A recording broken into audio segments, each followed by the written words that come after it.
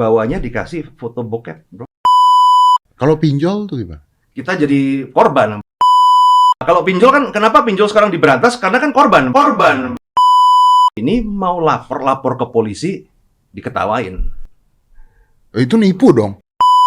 Cara nenornya yang gue ngomong sangat tidak manusiawi. Tapi yang terjadi adalah apa?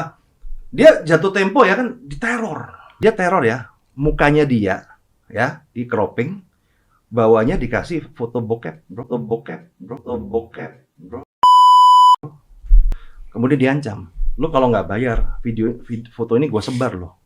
Hutang adalah suatu hal yang lumrah, terutama di negeri kita tercinta Indonesia. Baik kalangan menengah ke bawah maupun kalangan menengah ke atas, rata-rata punya hutang. Yang membedakannya adalah fungsi hutang tersebut. Kalau orang menengah ke atas, rata-rata itu ngutangnya untuk modal usaha, bisnis, perkembangan bisnis, dan lain-lain. Tetapi rata-rata kalau orang menengah ke bawah, itu ngutangnya untuk nyicil mobil, nyicil motor, beli jam tangan, pergi jalan-jalan, untuk kebutuhan dan lain-lain. Dan sekarang lagi marak yang namanya pinjol. Pinjol ini diperuntukkan untuk orang kalangan menengah ke bawah, karena pinjamannya itu terjangkau dan katanya bunganya juga terjangkau, katanya. Tetapi sekarang lagi viral orang yang diberi pinjaman oleh pinjol ini disebut korban, padahal dia mendapatkan pinjaman. Kalau dipikir-pikir, kalau dapat pinjaman otomatis dapat bantuan, tetapi yang mendapatkan pinjaman dari pinjol ini disebut korban. Seperti pernyataan dari Roy Sakti di dalam podcast Deddy Kobuzer. Kalau pinjol tuh gimana? Kenapa? Pinjol. Kalau dipinjol itu kita jadi korban. Kenapa korban? Kan dia minjem. Gue mikirnya dulu sama kayak lu, bro. Lu kan pinjam nggak bisa bayar lah, ya salah lu lah minjem ya. Iya dong. Nah, Begitulah pendapat Roy Sakti mengenai pinjol. Apa yang menjadi alasan Roy Sakti sampai berpendapat seperti itu? Apakah dia pernah menjadi korban pinjol? Tapi kayaknya enggak sih. Orang kaya soalnya. jadi begini, bro. Di pinjol ini regulatornya nggak fair. Jadi karena regulator pinjol ini nggak fair. Bagaimana regulator pinjol itu? Coba. Nggak fairnya begini, bro. Gue ngomong nggak usah yang ilegal mah parah. Yang legal aja, bro. Ups. Berarti yang legal juga apa? Ada yang tahu nggak? Pinjol tuh rata-rata customernya adalah menengah ke bawah, which is UMR. Ya, dia lihat iklan di YouTube aja, lihat iklan kan pinjol. Oh, 10 juta bayarnya jadi 10.600.000. Nah, dia nginput data, jepret. Ternyata yang terjadi apa? Duitnya tuh ditransfer dulu ke rekening lu, baru dikasih totalan. Bukan approve dulu baru ditransfer. Kan udah jelas tadi 10 juta jadi 10 juta 600. Kenyataannya nggak begitu, 10 juta jadi 13 juta. Ada biaya admin, ternyata itu per 15 hari. Banyak kayak begitu, bro. Itu pinjol. Oh ya? Iya. Oh, jadi gitu pinjol. Pantesan sampai ada yang bundir. Kalau kalian yang nonton ada pernah pinjol nggak? Coba tulis bagaimana pengalamannya bersama pinjol. Hitung-hitung sharing. Jadi lanjutnya gimana Bang Roy? Terus ada juga begini ya, masukin aplikasi. Mereka iseng-iseng masukin duit tel gitu kan. Begitu masukin duit ya, klik kayak loading. Dikira nggak masuk. Dimasukin lagi. Jadi masuk 2 kali. 4 kali. Anjing serius. Iya, 4 kali jebret. Habis itu kan telepon balik kan, telepon CS. Ya udah Pak, kalau dikembalikan aja. Uangnya dikembalikan. Angsurannya tetap berjalan. Iya. Itu nipu dengan sistem berarti. Iya. Wow, ini mah ngeri pinjolnya. Tapi kok masih ada yang mau pinjol ya? Heran. Masih juga ada yang mau pinjol udah kayak gini. Pantasan dibilang 70. Tahu nggak 70? Apa 70? 70. Nggak tahu? Coba browsing 70. Apalagi Bang Roy, lanjutannya Bang Roy. Gue gak nyangka loh Pak Jokowi ngomong bahwa berantas pinjol tuh gue gak nyangka. Karena kepikirannya nggak terpikirkan gitu Gak kan. terpikir, karena gini, selama ini korban-korban pinjol ini mau lapor ke polisi, diketawain. Ya dia minjem. Ya lo yang pinjem.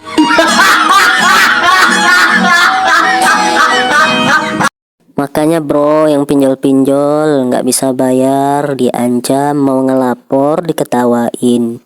Jadi kamari bedo bro, dilapor, diketawain, nggak dilapor, kita menderita. Malah ada yang sampai bundir. Tahu nggak bundir? Coba searching di Google. Apa itu bundir? Lanjut Bang Roy. Lu yang salah gitu kan. Nah lapor siapa nggak bisa. Gue juga males ngurusin begituan bro. Wah bro, ngurusin kena masalah berapa? 1 juta. Aduh, mau sewa pengacara berapa pengacaranya bro? Makanya lu para klien-klien pinjol, kalau mau ngelaporin pinjol ke polisi nggak bisa. Soalnya polisi malas ngurusin pinjol.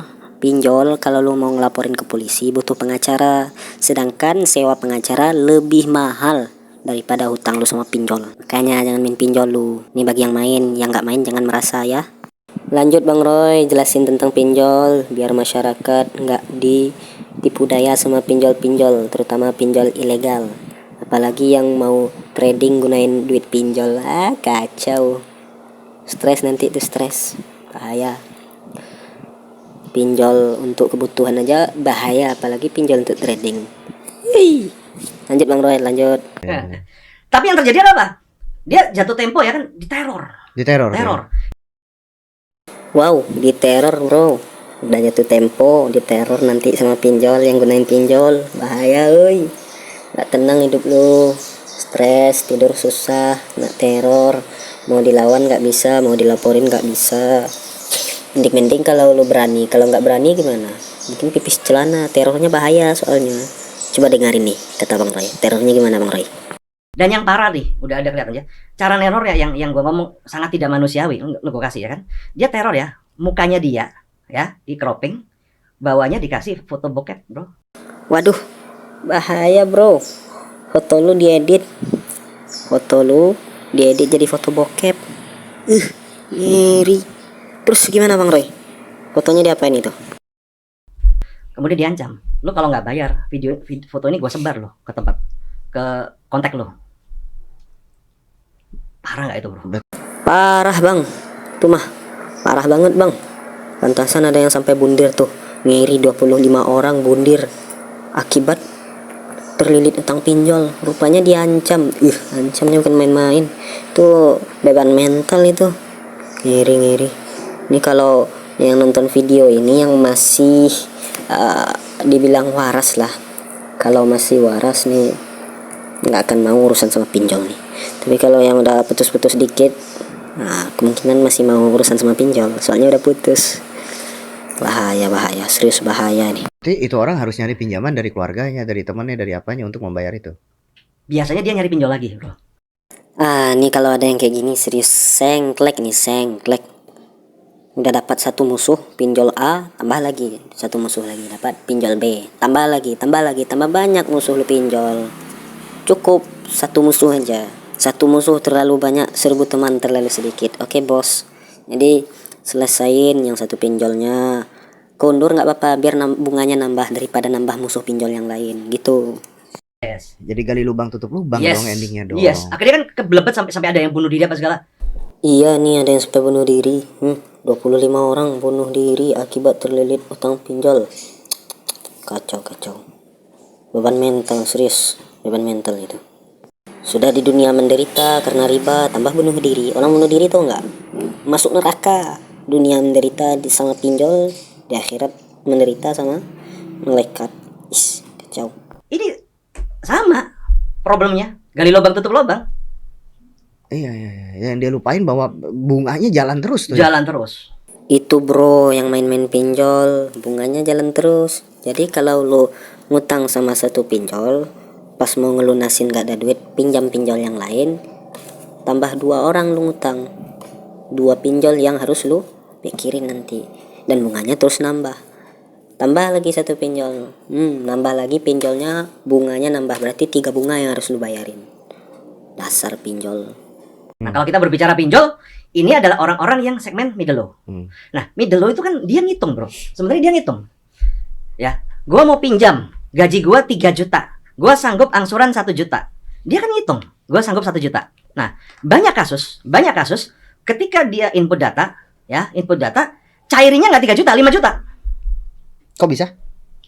Jadi pihak pinjol itu mereview dari kontak. Semakin banyak kontak, handphone apa segala, dia langsung ngasih duit. Jadi kan lo request 3 juta. Tapi kalau dirasa orang ini mampu, kasih 5 juta. Ya lu balikin aja kan lu butuhnya 3 juta. Nggak bisa. Harus lu bayar. Kalau lu mau balikin, lu harus bayar bunga dan dendanya itu. Oh dipersulit. Dipersulit bro. Kita mau lapor kemana? Mau sewa pengacara, cuma 3 juta. Itu. Jadi banyak orang menengah ke bawah itu sekarang ketindas gara-gara pinjol, gara-gara itu. Tuh dengerin para klien pinjol, apa yang dikatakan Bang Roy sama Om Deddy Kobuzer tuh didengerin, diresapin, dipikirin kalau masih ada Wattpad ya.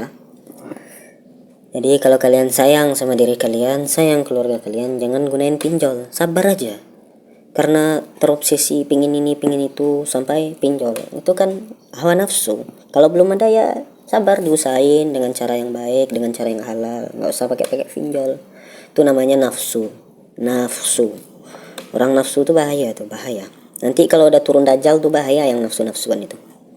Soalnya pas dajjal turun, tahu nggak, makanan tuh nggak ada, air nggak ada, datang dajjal bawa makanan bawa air. Orang nafsuan tuh sah ngikut dajjal itu. Lihat makanan, lihat air, udah nggak ada makanan, udah nggak ada air, dajjal datang bawa makanan, sah diikutin. Dia bawa yang tampak itu adalah surga. Tuh kacau.